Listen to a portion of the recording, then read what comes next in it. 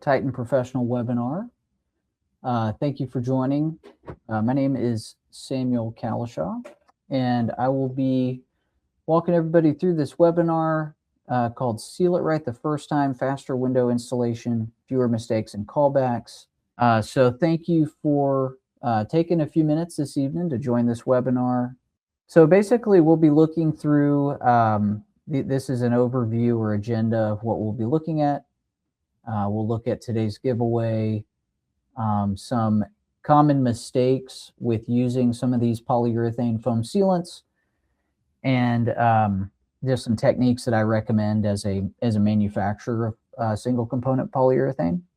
So here are the three types of foam, window foam that we have, and I'll get more into the mistakes here in just a minute, but this is just a brief overview of what it gets applied, where it gets applied, and the three types we have. We have two gun grade versions and one straw grade version, and they're all approved by AMA, the Window Manufacturer Association, to do what I'm describing that they do. Okay, so some of the key mistakes that people make, and so if you're making these mistakes, you're going to have more callbacks and problems with these polyurethane foams. And so one of the mistakes is just using the wrong type of foam. And so again, a lot of people think of foam as, you know, it's all foams are the same. Sometimes I hear people say this, but each type of foam that we make is quite different. And, you know, if you gun them out side by side, you see the differences, but they get installed in different areas for different purposes. And so, especially around the windows, which are a pretty sensitive area, one of the mistakes is just using the wrong type of foam. So common mistakes, using fire block foam around the windows. So fire block foam is generally orange, and it's used to fill pretty big gaps. And that can actually, level of expansion can cause problems around the windows, where the windows will hourglass and won't open and close the right way. And so that's one mistake. Another one is using general purpose foam. You might see this as like a gaps and cracks type foam. We call ours Fill All. It's a multi-purpose foam. You wouldn't want to use that around windows for the same reason. And then another one that I see a lot of people using is window foam that just has no third-party testing. There's other brands out there. So we do all of the third-party testing. I facilitate all that stuff personally. And basically, it's just labs that verify that the foams are doing what I say they do. Otherwise, you're just kind of relying on somebody's comments, you know, from some webinar. But we actually have the third-party testing to verify all these claims. And so one mistake is that people will pick some other brand that doesn't have that. And so that can cause problems. So here's a few comments on the differences between the foams. Again, I've already alluded to some of these, but basically the window and door foam, and you can see where it gets applied here on the right in this picture. It is a low expansion formula. So it is our lowest expansion foam that will fill the gap and create that seal that you're looking for, but it won't overexpand. So it's a low expansion foam. We call it no bow technology, but basically this is just a type of foam sealant that if you try to apply it to too big of a gap, it will actually collapse on itself, because again, it's just not made for that. So it's made to fill that 1/4 inch to a 1/2 inch gap that the framers leave for the window. And it will not hourglass windows. So that's literally that hourglass shape. You can imagine if the foam expands so much, it will actually prevent the windows from opening and closing, which could be a problem, obviously. And again, it's AMA approved. This is that third-party testing. It's the Fenestration and Glazing Association. So basically their association says that it does all these things. And that third-party testing is pretty extensive. They test the dimensional stability, the pressure build of the foam, like how much pressure does it apply on the actual window itself.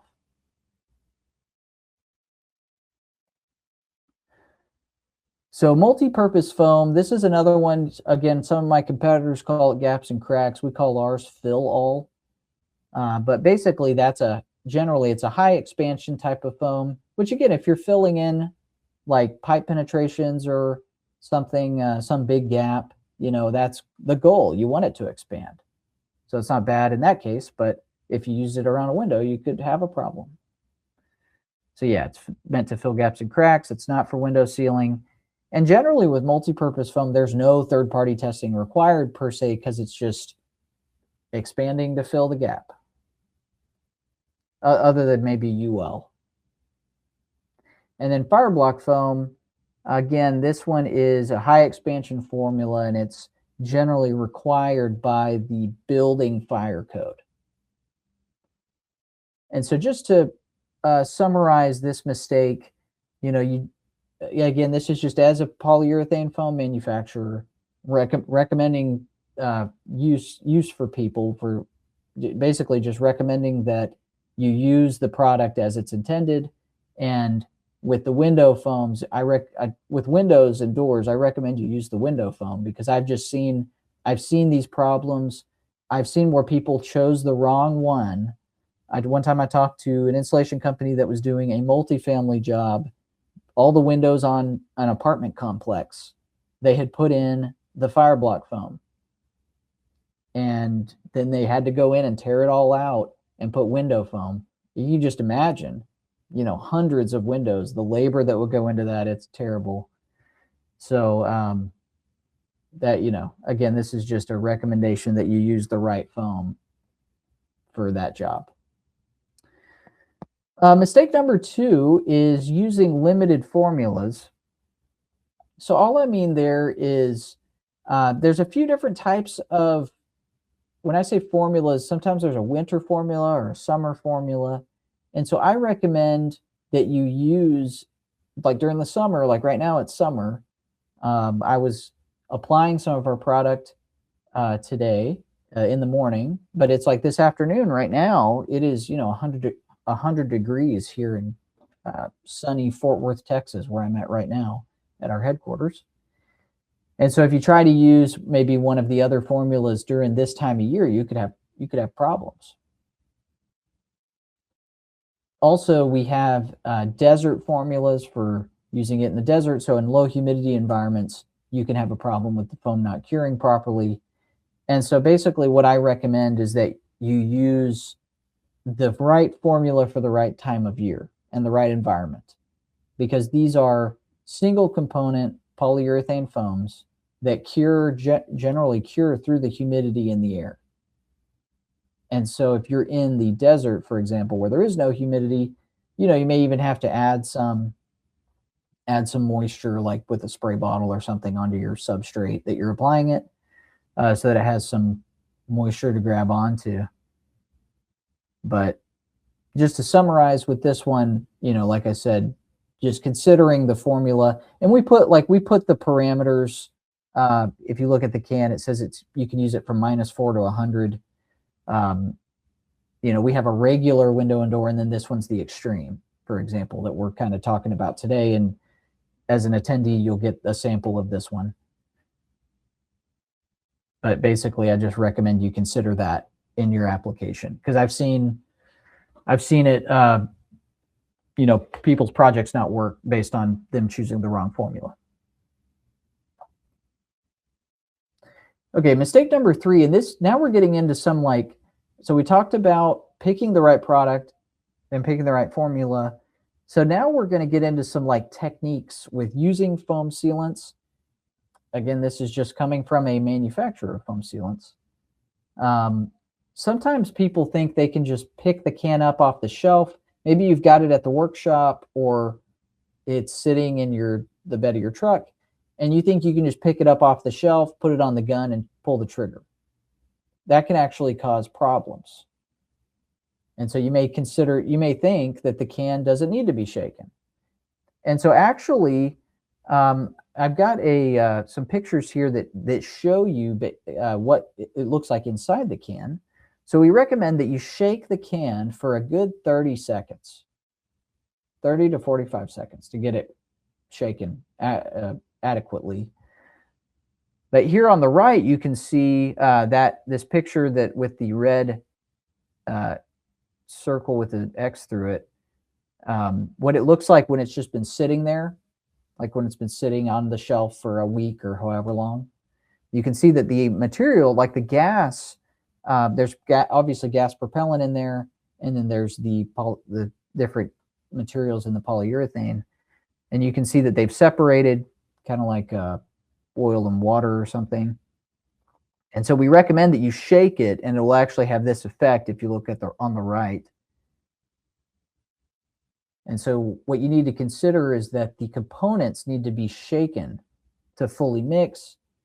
Again, 30 seconds feels like a long time, but it's necessary. Otherwise, you can actually start to have the product won't cure the right way because just the ingredients aren't mixed together properly. So sometimes I see this happen with people. They have an issue, and it's because they're not shaking the can. So, okay, yeah. So if the components are not properly mixed, the foam will not cure properly. And so again, if you, let's say you apply some of the material and you set it down to go on a smoke break or lunch break or something, I recommend that if it's been for more than 5 minutes, I recommend you shake it again.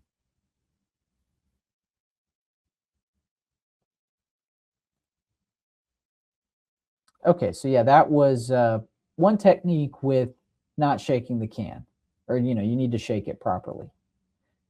So another one is, which again, we do have desert formula materials, but with some very, very extreme scenarios, you may need to add some water or humidity to the environment in order for it to cure properly. So like I mentioned earlier, our polyurethane foams and adhesives cure through the moisture in the air. And so if it's a very, very dry environment, I recommend you add some humidity to the surface. Here where I live in Texas, it's kind of mixed. We're usually plus or minus. In North Texas, we're plus or minus 50%, which our foams, like if you look at the back of the can and there's like technical information and all this, that's all based on about a 50% relative humidity at 73 degrees. So if you're going, once you get below that 50% mark, I would consider adding some water to the environment just to get a good cell structure with the foam. And so here I've got a picture you can see on the left where no humidity was added. You can see the foam just isn't curing all the way inside. And on the right, you can see with humidity, with that better cell structure, that's what you call you want the foam to be pretty solid. You just get a higher insulation value, which when you're spraying it around windows, that's your goal, is to insulate the window. So you want better cell structure.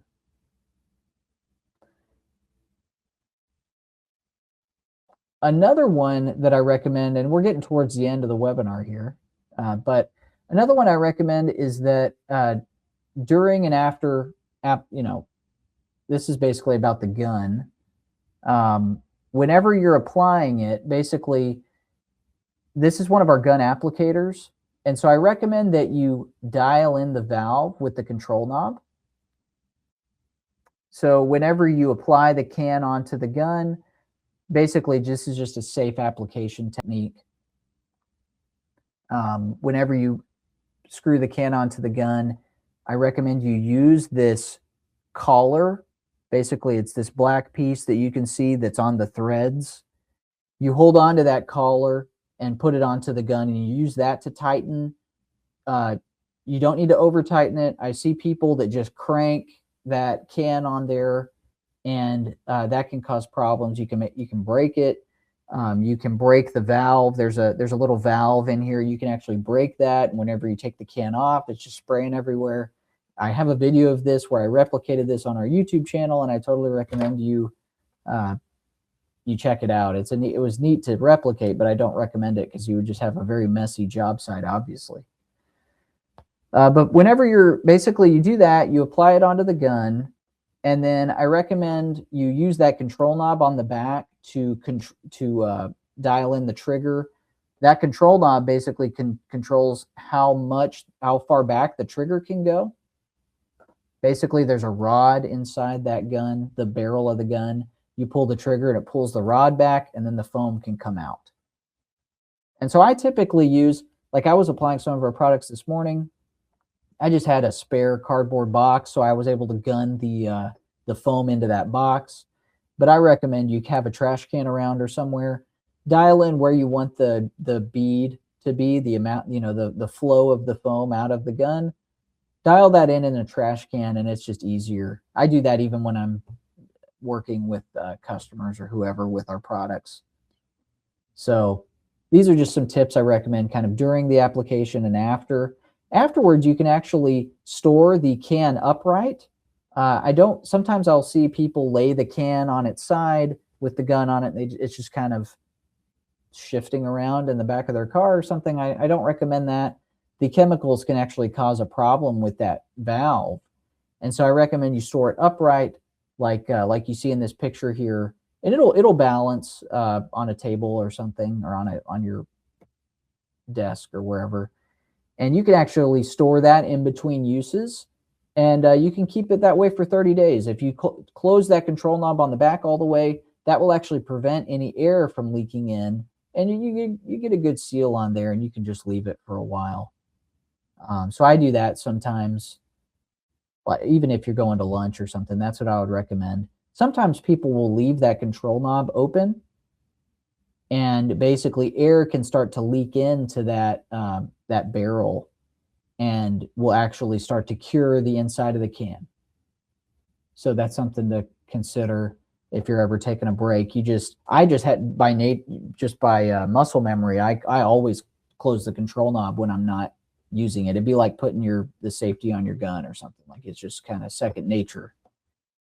And so so with gun use kind of before and after, this is what I would recommend. And you just get better use out of the can. Like, if it starts to cure inside the can, you'll only get half the yield out, and that can be a problem. So that's what I would recommend on that one. Okay, well, that's it for all the information, basically. But just as a quick reminder, we've got basically two types of our window and door foam. Window and door, we call it window and door and window and door extreme. The extreme is what I recommend for the summer, like we're in today. You can use it from -4 to 100 degrees. It's AMA approved, and it uses, innovative no-bode technology to create a water and airtight seal. But yeah, like I said, it's an AMA verified component, and yeah, it's used for sealing windows and doors. I recommend you check us out on Instagram, Facebook, and YouTube. There's lots of other educational videos. There's other webinar recordings like this one about different topics that you may find informative, but we do have an Instagram and a Facebook page as well. So I recommend you check that out. And again, as a reminder, we are a single source manufacturer of sealants and adhesives. We make a couple different types. The orange one over there is Fire Block. It's one of the ones I mentioned in the webinar earlier, that's used to prevent draft air from fueling the fire from room to room in houses and other buildings. Then the window and door foam for sealing windows and doors. Fill All, our multi-purpose gap filler foam that fills gaps up to 3 inches. RV and Auto, a black foam sealant used in the undercarriage of recreational vehicles.